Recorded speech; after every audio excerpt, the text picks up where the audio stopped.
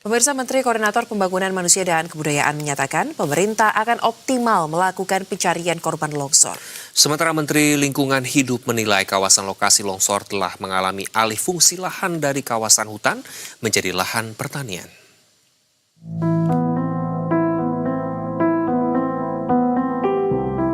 Upaya pencarian puluhan korban yang tertimbun material longsor di Desa Pasir Lagu, Kecamatan Cisarua, Kabupaten Bandung Barat, Jawa Barat terus dilakukan.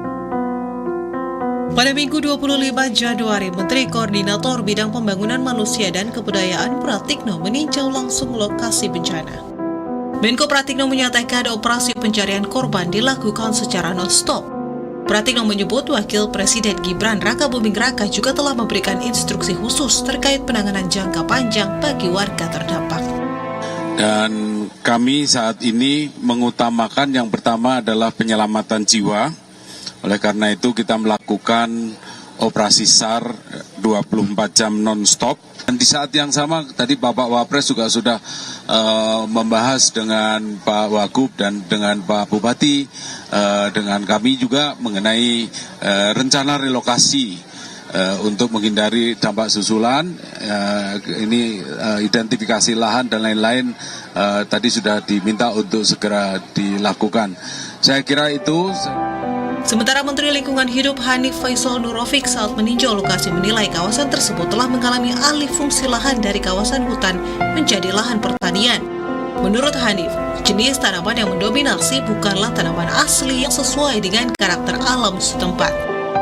Hanif menyatakan fenomena itu tidak lepas dari urbanisasi dan perubahan pola konsumsi masyarakat.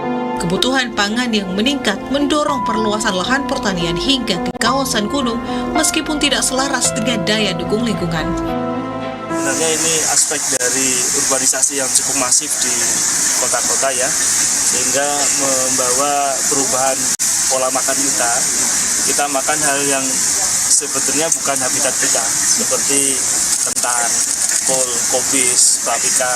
Itu semua kan daerah di subtropis yang kebiasaan hidupnya di ketinggian 800 sampai 2000 meter di atas permukaan laut. Nah, di kita sebenarnya karakternya tidak seperti itu. Tahun 2005 dulu tidak semasif ini, sehingga ini membawa dampak petani naik ke gunung dan membukanya menjadi lahan pertanian seperti ini. Ya, palawija kita nyebutnya. Tapi sebenarnya ini bukan dari Indonesia. Ini sebagian besar jenis-jenis yang kita tanam hari ini berasal dari subtropis, seperti di Amerika Selatan gitu ya, Chili, Peru, Andes. Atas kondisi itu, Kementerian Lingkungan Hidup akan segera menurunkan tim ahli untuk melakukan kajian mendalam terkait alih fungsi lahan.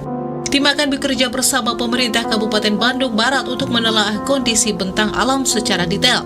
Kajian ini tidak hanya akan melihat dampak fisik dari longsor, tetapi juga menilai aspek ekologis seperti kondisi tanah, vegetasi, dan potensi risiko bencana susulan, sehingga setiap langkah mitigasi bisa dilakukan secara tepat.